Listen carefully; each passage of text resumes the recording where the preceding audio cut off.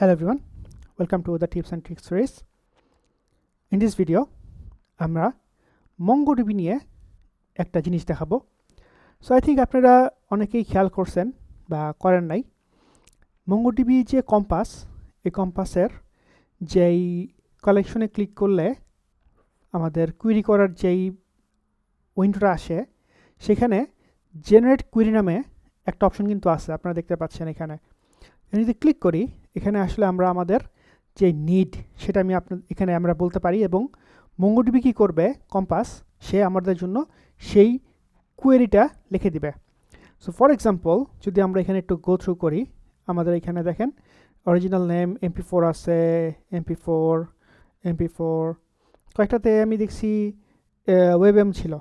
হ্যাঁ, সো আমি একটা কাজ করি, আমি বলি যে show me the documents whose name, হ্যাঁ, বা original name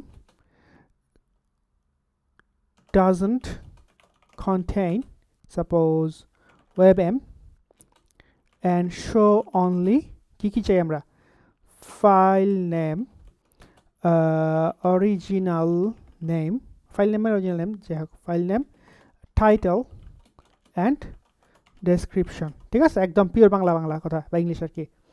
এন্টার দিলে সে আপনারা দেখতে পাচ্ছেন সে আমাদের জন্য কিন্তু কোয়েরি লিখে দিছে। এখানে দেখেন বলছে যে নট রেজেক্টস, মানে খুবই কমপ্লেক্স একটা কোয়েরি সে লিখে দিছে, এবং project file name title description.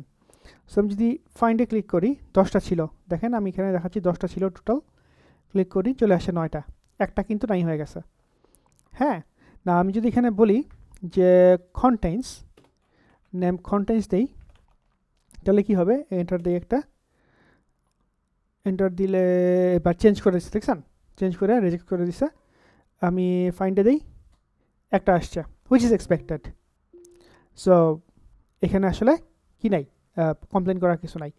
আরেকটা অপশন যেটা, সেটা হচ্ছে যে create index.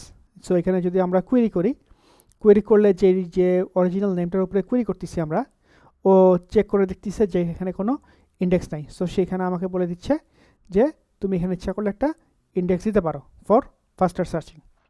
I think that's it for now. I hope you can try and practice those in your computers. See you in the next video. Assalamu alaikum.